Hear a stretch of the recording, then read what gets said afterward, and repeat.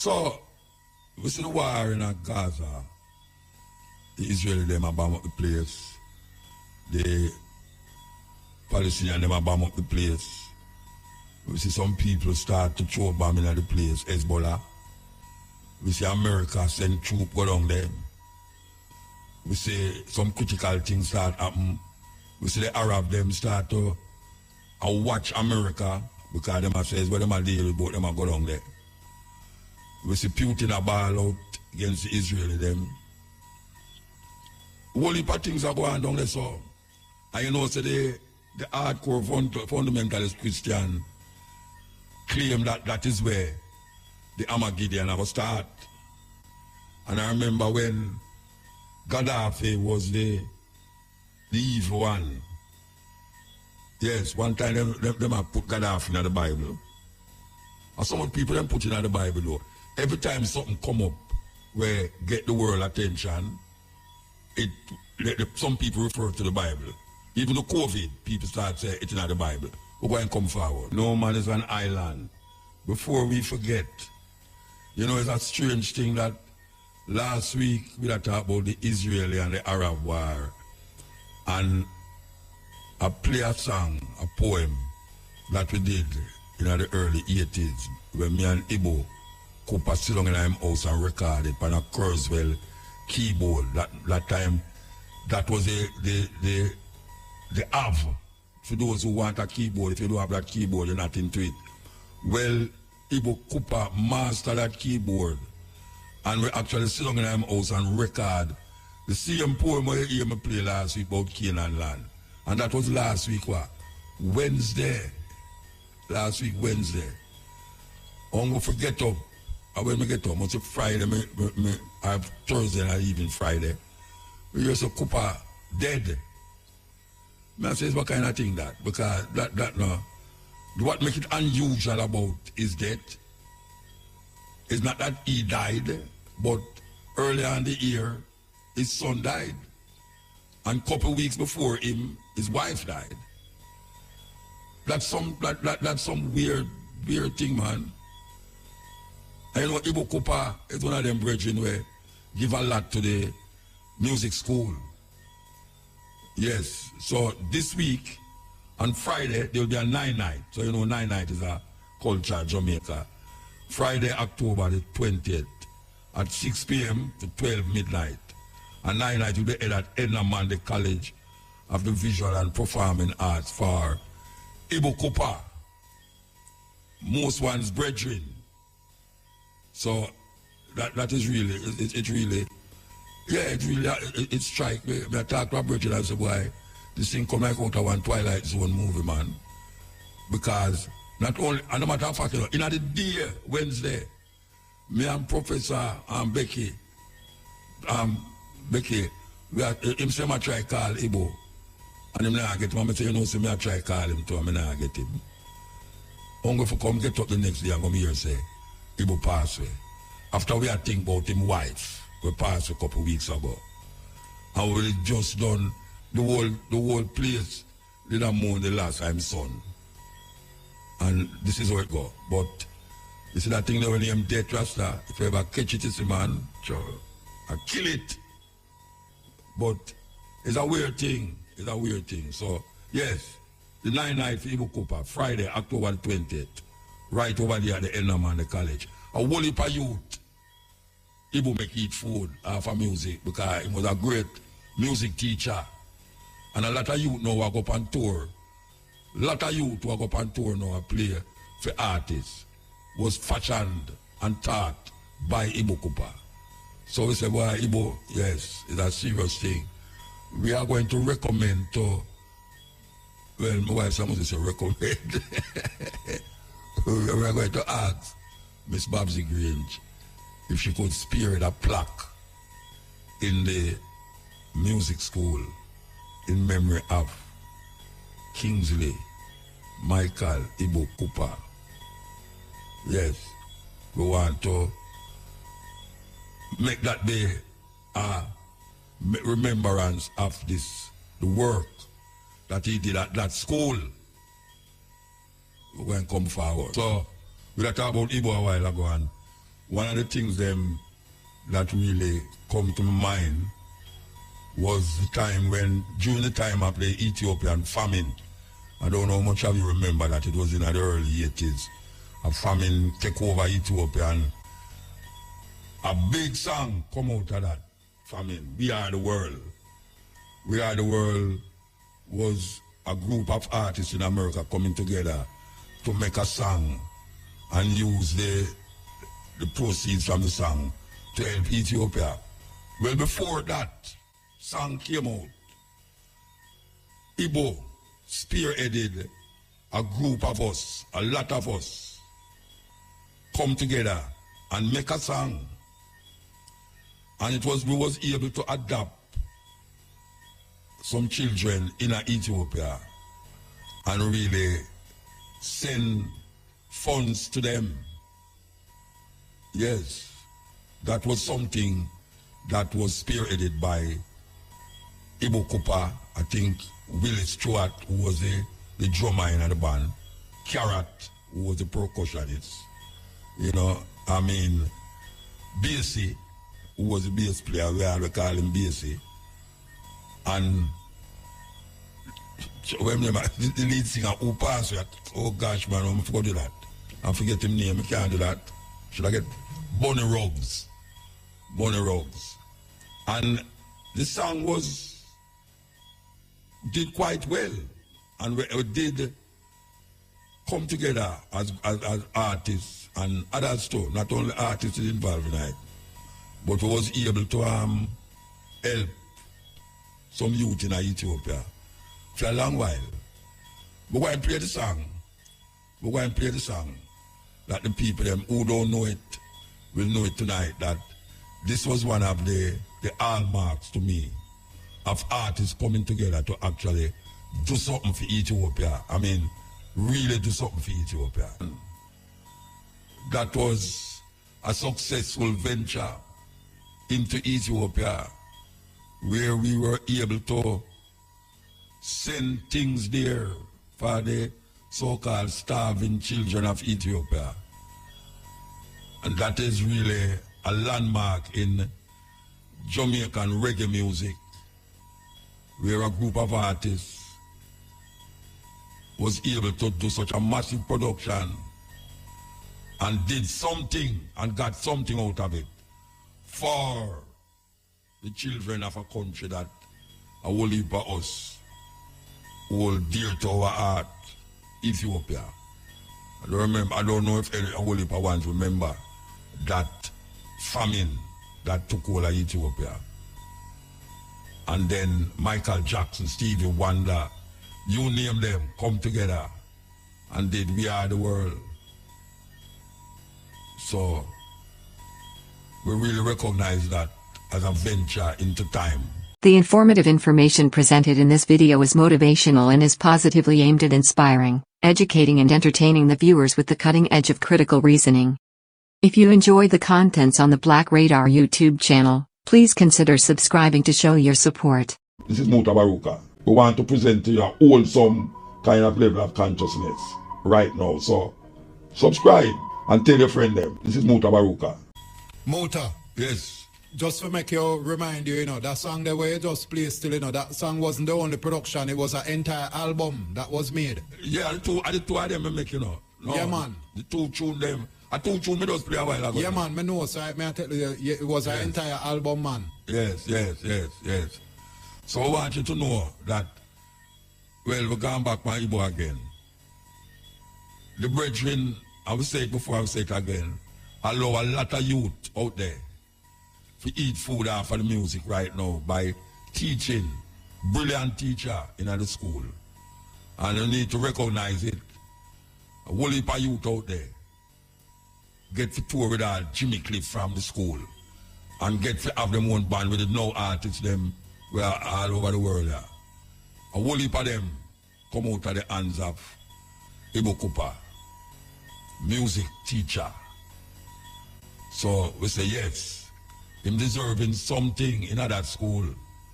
And as we say, we are saying that maybe they should think about a plaque in the school that when people come in, them can say, yes, remember that brethren Ibokupa. All them young artists, young musicians now, who grow up now and start to tour the world, can remember, say, this brethren is a brethren. We make we eat food and I tour the world. Yeah, man, it's a beautiful thing when you can leave that behind you and it's still in front of a whole heap of people. Because even though him pass away, the legacy when left in that school, when I talk about the music with third world do yet, you know, because that is something else. We are talking about just him as an individual, because a whole heap of them in the third world band. But him as an individual who break away from the band early on, and then decides them are going to teaching. Do a lot for the music industry. Yeah, man, lot for the music industry. So we say, yes, Igbo, you do your thing, and we can't forget it. We can't forget it. Yes. And even for my album, my third album, The Mystery Unfold. So we said this Friday, there will be a night, as we call it in Jamaica, this Friday, at the Enamale College, after performing arts, music school, we love call it. They call it Enamale College, but there are different faculties that is designed into that college. And one of them is a music school or music, I don't know what you call it. Maybe we should call it Igbo College of Music, something like that, I don't know.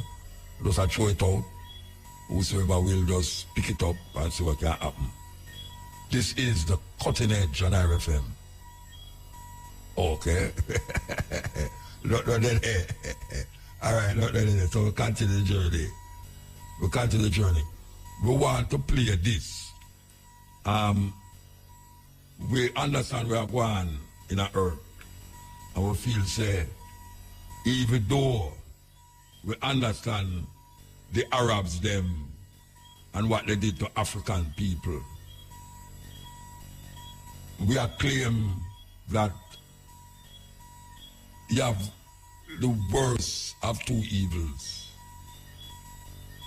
And human beings must not make them prejudice, don't have a heart when them say atrocities being done to others. Don't have a heart for the people them who suffer in those atrocities. And we look upon it and I say, there's atrocity that has been done for years against a group of people. And it amplifies itself in a way that is imaginable. Right now, it can lead to the things them that a whole heap of people have had them head and don't want to believe say it can happen. Yes. And these people don't care. I don't want to say it on the radio. Them don't care. You know, you have the evangelists them in America we are talking about how Israel going to come back according to the Bible. They may be talking about 144,000, 12,000 from each tribe. And these evangelists is hell-bent. I don't know why people want to give. Well, you have some Rastas here so to them glorify in destruction. They glorify in destruction, death and destruction. And sometimes it's not even destruction against people who has armed our race. Sometimes it's just saying apocalyptic arguments because you is so-called righteous. So you call for apocalypse against the world sometimes. People say it against the world.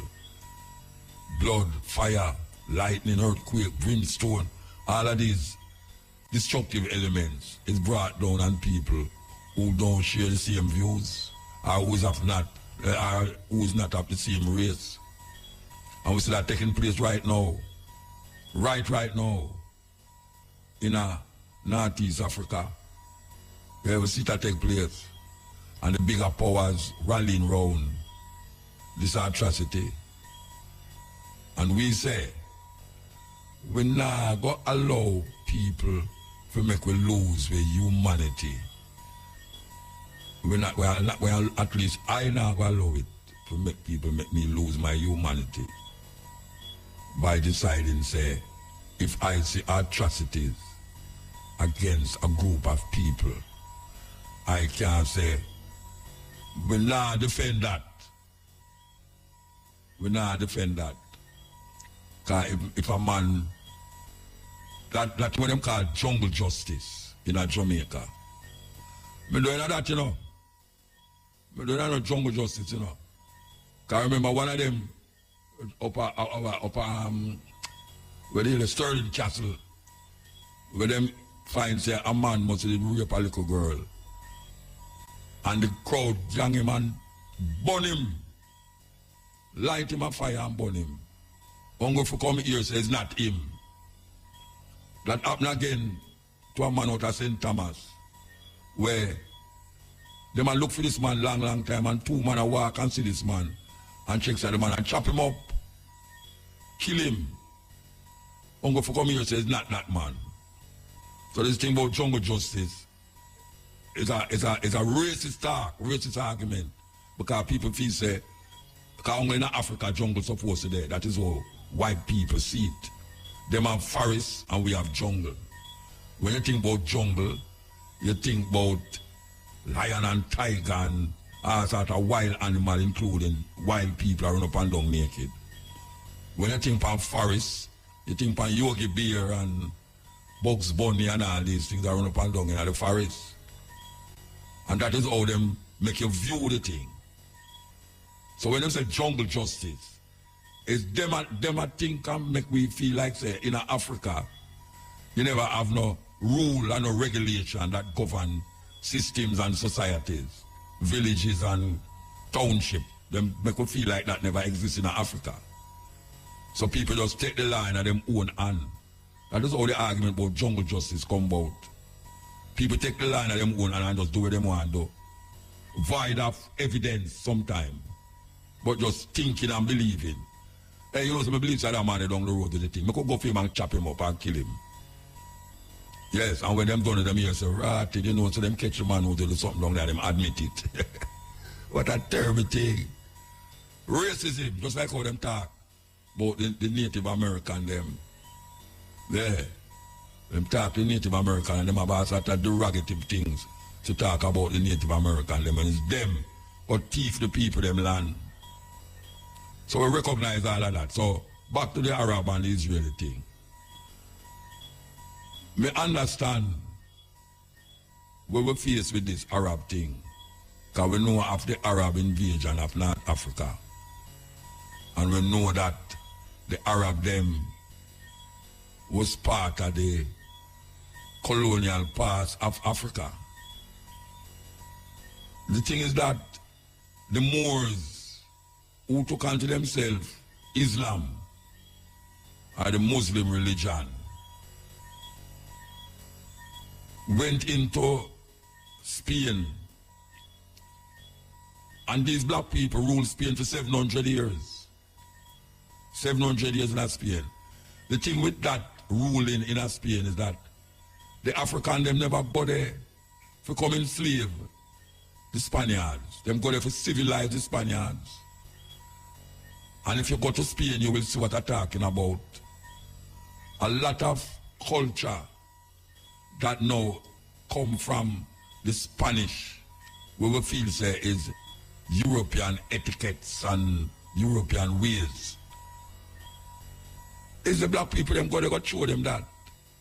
A lot of the building them on the street them was designed by Africans who went into Spain for 700 years.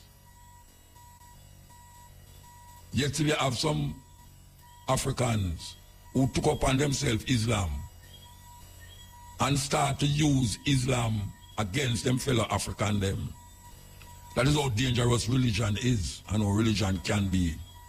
That when people become religious, they lose perspective of other people's culture, Islam, and start to use Islam against them fellow African them. That is how dangerous religion is and how religion can be. That when people become religious, they lose perspective of other people's culture, Islam, and start to use Islam against them fellow African them. That is how dangerous religion is and how religion can be. That when people become religious, they lose perspective of other people's culture, Islam, and start to use Islam against them fellow African them. That is how dangerous religion is and how religion can be.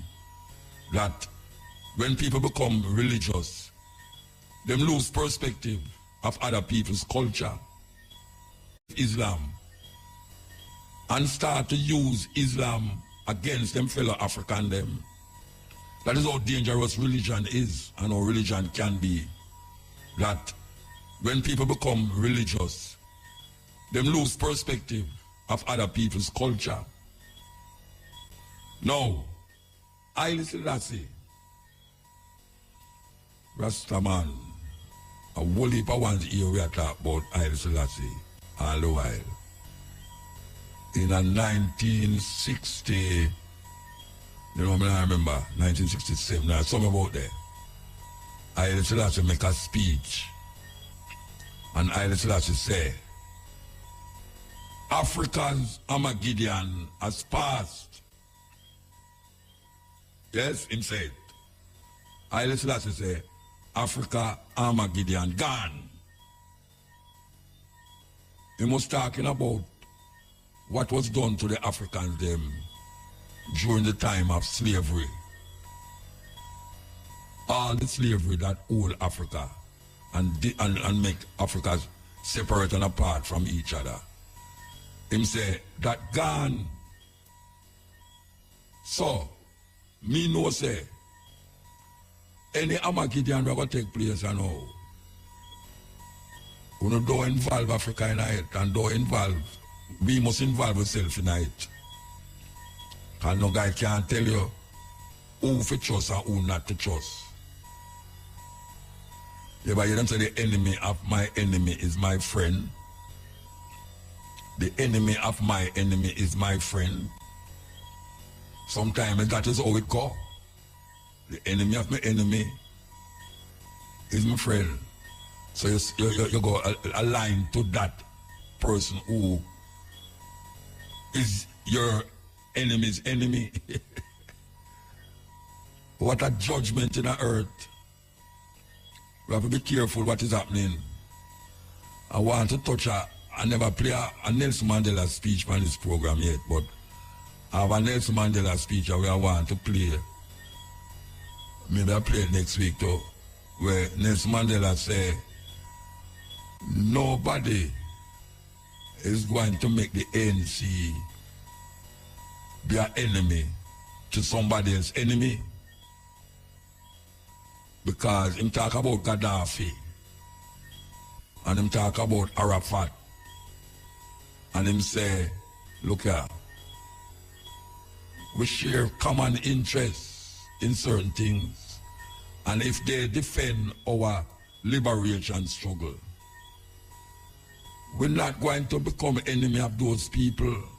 So nobody mustn't come tell we, because they are enemies of those people, we must be the enemy of the people them too. And I agree with him. I agree with him. You and a man is enemy, and you come tell me all sort of thing about the man. And me and the man is all right. But because you don't like the man now, you tell me you must like him. And you want me now. If you don't like the man because you don't like him. Not no gossip in politics. Not no gossip in the realms of liberation, struggle and movement.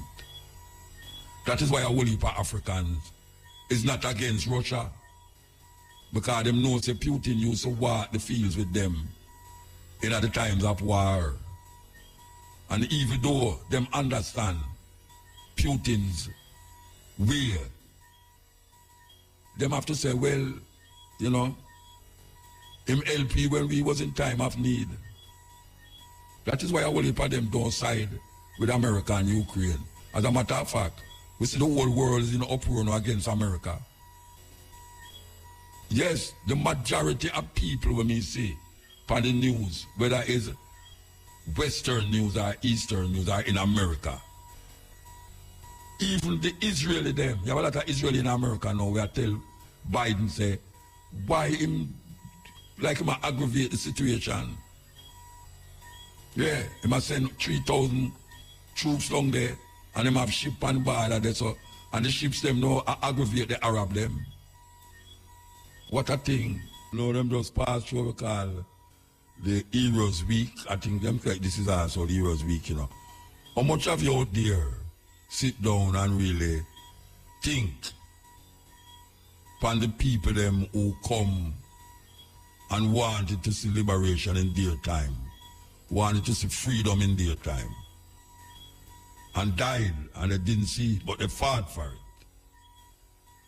How much of you sit down and think about these people? These people died for the liberation and the freedom of all of us. And sometimes it look like we're going back ways. You have a national anthem that tell people must grant truth, wisdom from above. What the hell them talking about? Grant true wisdom from above? We must stop look for God in the sky.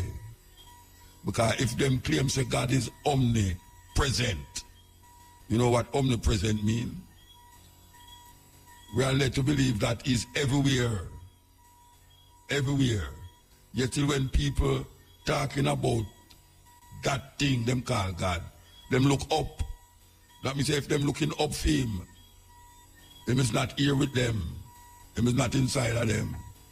So you're looking outward for something that you don't even know if it exists. It's a serious, serious miscalculation. When most people pray, them don't even open their mouth. Them pray within. When them pray with a group of people, them pray without. In other words, them pray so loud and look up in the sky and shut them eye and all them something there. And one believes that they're more reverent when them shut them eye, when them kneel down on them knee and clasp them hand and all these things, and think that them are pray to someone. When really and truly, what about the internal, the revelation that you get when you open your eye wide and stand up on your 2 foot them and don't look up in the sky? Is that possible? Talking about freedom, free man, all these things that make life meaningful. The recognition of self, the recognition of knowing who you are. And when you pray, you must not say, God is in my heart, but I am in the heart of God. That is words by a man named Khalil Gibran, from a book him named The Prophet. A Lebanese was sent away, exiled out of his country, Lebanon. And when you love, you shall not say that God is in my heart, but I am in the heart of the Lord. And people don't understand that, because how can you look up for something that is supposed to be in? You are in. If you are in, because it is everywhere and maybe nowhere, why are you looking up? Because you are following the concept of worshiping the sun in the sky, and you don't realize it, that the idea of looking up for the sun was part of an ancient Egyptian culture where the sun was the center of the universe and nothing can live on earth without the sun. So they look up all the while to the sunlight. Christians claim that them doing a no pagan worshiping, yet still when them talk about God, them look up. This is the cutting edge. Lyrics like a bazooka. Long time we are preach. Long time we are teach. Sidewalk University. No indoctrination, education. 3 decades. Long time. The cutting edge. Politics. religion, all sort of things, education, redemption, art, soul, brain food, the continent.